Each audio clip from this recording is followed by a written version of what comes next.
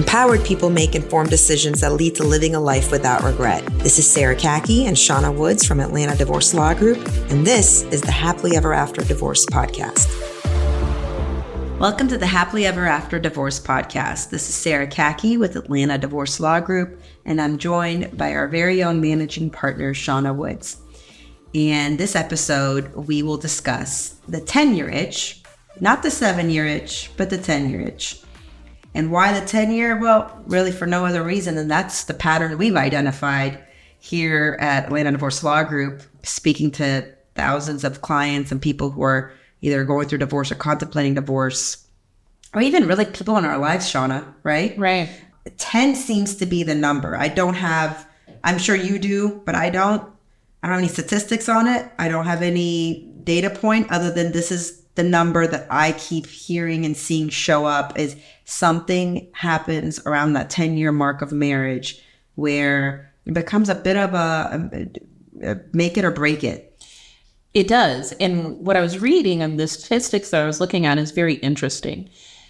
Of divorces, of the people who are going to have the divorces, the highest percentage, 31%, are done between 10 and 19 years. And that doesn't surprise me at all. They did mark, it was a 5 to 9 year was a 23%, and then the 10 to 19 years was a 31%. And it's the largest percentage of those people who are going through divorce. But a couple of the other studies that I was looking at were interesting to me because in particularly they were studying women and showing that women have the highest level of dissatisfaction or report the highest level of dissatisfaction in their marriage around this 10-year mark. Men are not necessarily showing up in the same way. So it begs the question, what is it about this 10-year mark that women are struggling with? That's so fascinating. So I'm going to give you my thoughts, mainly based on talking to so many clients and people who have contemplated divorce. Also a little bit of a studying I've personally done on men versus women. I've dug deep into the topic. So somebody I've mentioned numerous times, which is Allison Armstrong, and she has lessons and courses you could take on understanding men and understanding women. From what I understand, when women are done, they're done. When something finally snaps in their head, it's over. It's very hard to undo that. Men, actually, surprises a lot of people, have a higher need for that continuous commitment. It doesn't mean they don't walk out on the marriage. Doesn't mean that they don't have extramarital relationships, but the actual commitment to their person is a much stronger one where they will last in an unhappy marriage and kind of, slope their shoulders and put their head down and say, it is what it is, and deal with it. And how many times have we seen either a female client that comes in and says, I'm done. He knows it too. He knows the writing's on the wall. He knows it's done too, but he won't admit it. And he won't participate in discussing divorce with me. And I'm the one that has to do it. We see that a lot, especially at this 10-year mark. Or we see a sweet man who comes in and says she filed for divorce. I am begging her to not go. I am begging to stop this. I will do anything. I love my wife. I don't want this to be over. And he is completely lost over what happened. Yeah. And he can't pinpoint it. Again, this is a 10-year mark I see. And you're right, because now that you're mentioning it, it all goes down to me, usually the woman standing up and saying, I'm done, and starts there. It does.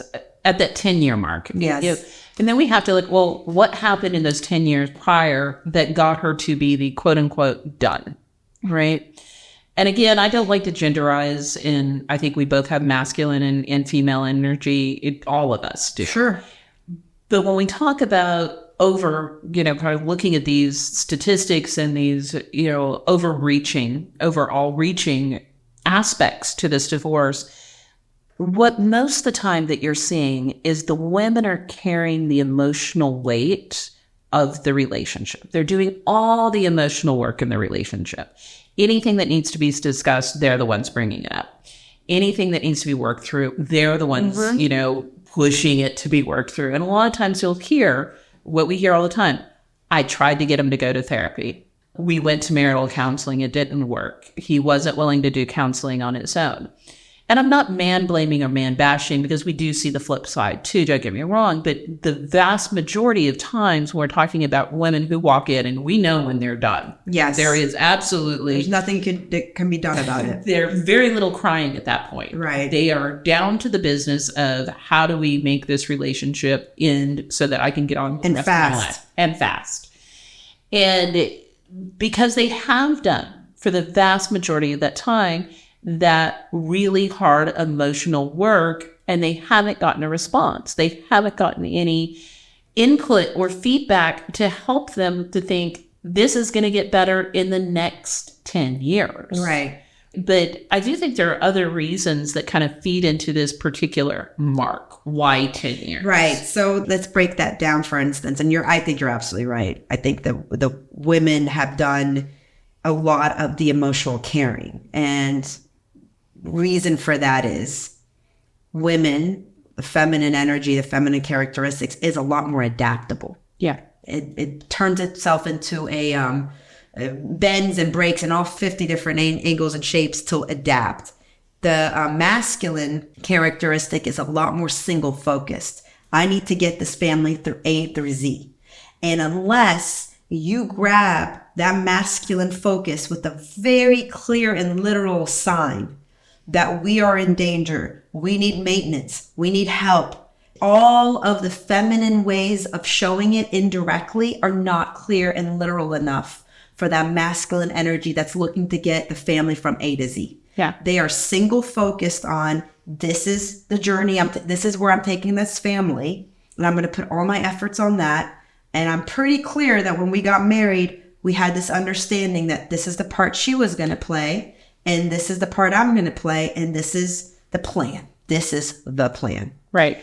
And sometimes the masculine is not that great on expressing the plan to the feminine, and the feminine feels like they're just absorbing a lot and becoming a punching bag to a lot without completely having a clear idea of where are we headed? Why do you need more? Why are you just trying to make more money? What is this just about money? They don't get it. But also, so this is really just two people having a hard time speaking each other's language. And that's why the 10-year mark, can you either make it or you break it. The feminine is not good about being literal in their communication, right? So it's never, honey, our marriage is in trouble. I am starting to lose affection. I am starting to lose hope in us. I need us to go on a date. I need us to go on a trip together. If you ask a woman, how did you communicate your dissatisfaction? I am telling you, they will never, most of the time, not all women, most of the time have not been that direct and literal to wave that red flag before their spouse. I agree. And I do think a lot of it comes from, well, he should have known, is what I hear. Yes. He should have known from the way I was acting. He should have been feeling this too, and not expressing the desires of where you saw your marriage going. And I don't think people have enough of that conversation in the very beginning either. Where do you see our marriage in 20 years? Where do you see our marriage in 30 years? What are our mutual goals? And I'm not just talking, like you said, about money, right? If your goal is to make money, go out, become a workaholic, make as much money as you possibly can. If your goal is to have a happy family life, you're going to have to figure out what else to do besides making money. And it's so funny because you read all the articles out there or the books about signs of things that make a marriage fall apart. And they'll say it's, because a lack of money is an issue, or there's not enough intimacy, or they're not dating each other enough, or they're not being kind enough to each other. I think all of it, Shauna, really comes down to one thing, and all this stuff is a symptom. And what it is vision building together as a couple.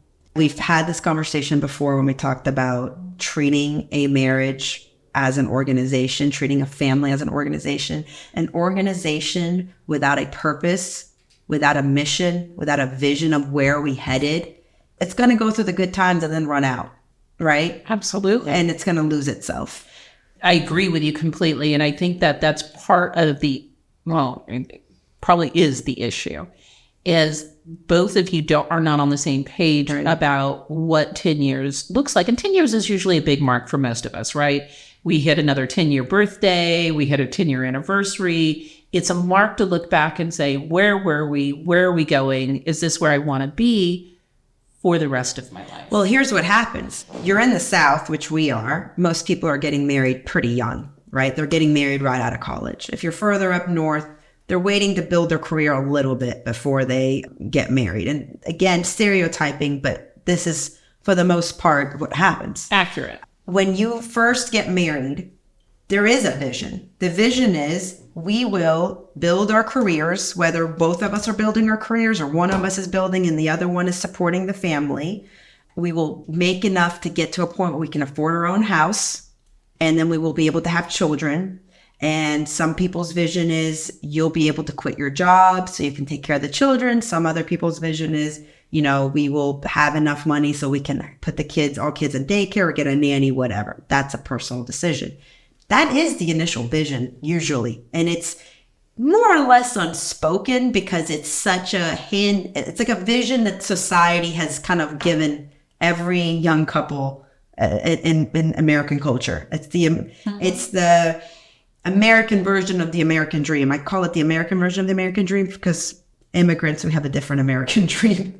We can have a different episode on the American dream version. But I think to natural born American citizens, this is part of the American dream. We both go to college, you find your sweetheart in college, you get married, and then our American society has handed that young couple, here's the vision for your marriage. Now, what happens is somewhere around sort of the economics of our society right now, the socioeconomic factors today, somewhere around year 5 to 7, they're able to achieve a lot of that, right? Right. But from the year 7 to 10, a new vision has not been adopted. So this is where drifting happens. This is where instead of those first, years, it was exciting. It was building family together. It was getting a new home. It was decorating that new home. Oh my gosh, we get to landscape the backyard into our dream backyard, having kids together, all new and exciting things. And it's pieces of the puzzle are coming together. Somewhere along the line, when you were close enough to hitting the goal, a new conversation wasn't had of okay, where are we going next? And it doesn't have to be anything huge, but just a meeting of the minds of, like you said, what do you think the next 5 to 10 years looks for you? And what do you think it looks for me? What would it look like as a couple? Now, so if you don't have that, then by default, each person starts acting independently and unilaterally, trying to find their own, what's my point? What's my purpose? Because otherwise you feel like you're in a hamster wheel, right? Absolutely. And if he's forward on a career, right? And that could be one of the marks. Right. It's okay, do I go back to work? Do I do hobbies? My kids are now at an age where they don't need me all the time. All of these things I think play into it, but the stagnation I think is what kills marriages more than anything else. It is sheer boredom. You've gotten to the place where nothing excites the two of you together. It's the whole you're growing or you're dying concept. Absolutely. And things become boring. You talk about the same things. You don't experience new things. It takes an effort to make it work. You don't just get to go, if we've been married 10 years, everything's going to be happily ever after from here on out. Even if it is just developing one night a week, that is to the two of you, something new, something exciting, something you haven't tried before. Anything to keep that spark going. But to your point, really sitting down and saying, what's our next adventure? Right. I don't mean, it could be traveling, but that's not what I mean. Right. Our next adventure is, where am I going in my career? We're going to help me get there. Where are you going in your career? We're going to help you. Or what get do we there. want for the kids for the next 5 to 10 What years? do we want for the kids for the next 5 to 10 years? What do we want for our aging parents for the next 5 to 10 years that we as a family can provide? What kind of retirement do we want to landscape out for ourselves, right? What is it, our goals? Having those goals and working to accomplish that is what makes marriages work. Yes. It's just like an organization. Absolutely. An organization without goals, without a vision. Now, what I think is interesting, why, again, going back to the masculine versus feminine characteristics, is I tend to believe that somewhere along the line, the man in the marriage, probably around year 7 or so, did adopt a new plan and never verbalized it to the wife. And so once they got close enough where he was like, okay, like I made it. I got my hunt. The hunt is complete. The house is here. The children are here. We have a little bit of money in the bank account for savings. He starts putting his eyes on the next hunt. And then that next hunt, which we commonly hear, is like, I want to have a sizable savings account. I want to pay off the house and we can start traveling the world together. Or I want to be able to, retire early, or I want to buy a vacation home somewhere that we can take the kids and then see our grandchildren grow there, or the grandparents over there. He has another hunt. The big mistake he makes is he doesn't get her buy-in. He doesn't bring her into it, and he doesn't partner up with her and say, honey, like, this is the vision I have. What do you think? And then let her sparkle some of her magic and her thoughts into it as well. And now it's joint. Yeah. And she feels like, okay, the next 5 years, this is why I'm bending and adapting and taking care of this emotional baggage for. Because she was fine doing it before, because she saw the vision, she saw the point. But once it was there, now she's like, what are we doing? Are you just trying to make more money? Are you just money hungry? What are you saving for? Are you getting away from the family? Do you not want to spend time with us? Yes. Right. So we hear all of these things, and those are the symptoms of this underlying issue. And I love what you said, her buy-in or his buy-in. Right. Because you don't want to just be like, here's the vision, jump on board. It is a collaboration, and you married this person for a reason. Take the fact of the romance and, the giddy feelings, that new relationship energy that everybody gets the boost from.